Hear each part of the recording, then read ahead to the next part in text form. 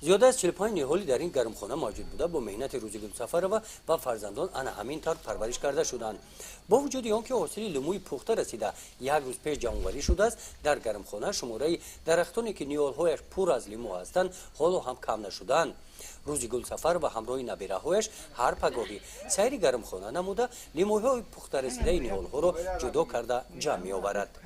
ما همین گرمخانه را با قطعی همین کلینوم یک جای شده تامین میکنیم، همین کار میکنیم، همین کبوتی ها میکنیم، با بازار ها میبریم. همین لیمون یک تونه دو تونه قریب لیمون میگیریم میبریم میفروشیم، از زندگیمون سوز میبریم. خوبه همین تامیناتی لیمون برای ما همین فایده آوره. کار خانگی ما اگون کسانه میاریم برای یاردم، همه را خودم اویلای خودمون قدیم مستقلانه کار میکنیم. در جماعت دهاتی به نام میرعلی محمد علی فی ناحیه وسع این گرمخانه در مساحت 6 سوت قطعه زمین نزد حولگی ساخته شده است.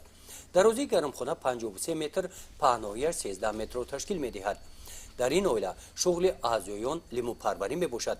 همین است که استفاده گرمخانه همه ساله به بودجه این اویله درآمد خوب وارد مینماید. در جلب این اویله با استفاده گرمخانه شعبه کار با زنان و اویله مقامات اجرایی حاکمیت دولتی ناحیه واسع سهمگذار است. با پیشنهاد این شعبه زنان به کارهای کشاورزی جلب گردیده در پیشرفت اقتصادیات ناحیه سهمی ارزنده میگذارند.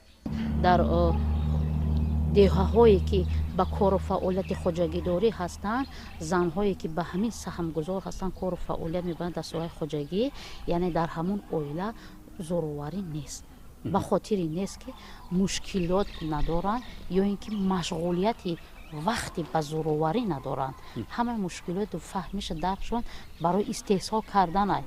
فرض کردیم که یک نهالی که ما پرورش میکنیم رنگ فرزند تربیتش میکنیم، نهال به بار آورد، نهال قاق نشود، مثال خشک نشود، آب دادن، گیاه دادن، مثال نوری دادن، همه چیز کردن، به همون مشغول میشه، روزگارداریش در گذشته رفتن میگیرد. این در این اویله فکر میکنم که زوروری پیش نمیشود. در اویله هایی که زوروری جاری می شود نبودن اقتصادیات می شود که کمبود در اویله داری هستند، از همون زوروری پیدا می شود.